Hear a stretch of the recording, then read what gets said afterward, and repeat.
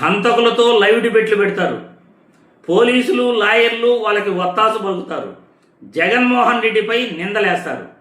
మేము ఇలా చంపాము, అలా చంపాము అని చెబుతున్న హంతకుల్ని లైవ్ డిబేట్లో కూర్చొని పెట్టి జగన్మోహన్ రెడ్డిని తిట్టిస్తూ సమాజానికి మీరు ఏం సందేశం ఇవ్వాలనుకుంటున్నారు? ఈ వీడియో ద్వారా నేను ప్రశ్నిస్తున్న ఎల్లో మీడియా బ్యాచ్ని, ఏబిఎన్ రాధాకృష్ణను ప్రశ్నిస్తున్నా, చంద్రబాబు గారిని ప్రశ్నిస్తున్నా. నా కుటుంబీకులు, నా వర్గీయులు ఆ క్రమంలో అనుకోకుండా ఆకస్మికంగా జరిగిందే రాయరెడ్డి మధ్య. నేను 19వ ముద్దాయి దాంట్లో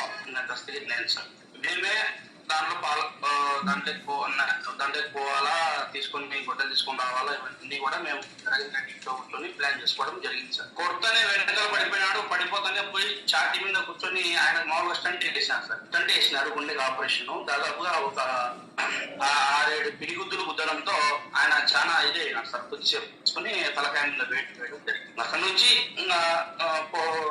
ర్యాష్ గా పోవడం ఇది అంతా జరిగింది సార్. అది తానే వివేకానందను హత్య చేశానంటూ సాక్షాత్తు టీవీలో లైవ్ టీవీ షోలో చెలరేగిపోయి విచ్చలవిడిగా మాట్లాడిన ఈ దస్తగిరి అనే వ్యక్తి ఇవాళ స్వేచ్ఛగా పోలీసుల వత్తాసుతో జైల్లో ఉండాల్సిన వ్యక్తి దర్జాగా కారులో తిరుగుతా ఉన్నాడు ఈరోజు. అంతేకాదు, పైగా చంద్రబాబు లాయర్ సిద్ధార్థ లూత్రా, దస్తగిరి లాయర్ కూడా సిద్ధార్థ లూత్రా. జగన్ మంచోడు కాబట్టి మా తాతను రాజారెడ్డి గారిని చంపిన వాళ్ళు ఈ రోజుకి కూడా ప్రశాంతంగా బతుకుతా ఉన్నారు. జగన్ చెడ్డోడు అయినంటే వాళ్ళంతా బతుకుండే వల్ల జగన్ నైజం ఎలాంటిది, జగన్ మనస్తత్వం ఎలాంటిది అని నిదర్శనం అది. వారికి ఎప్పటికీ ఏమీ కాదు.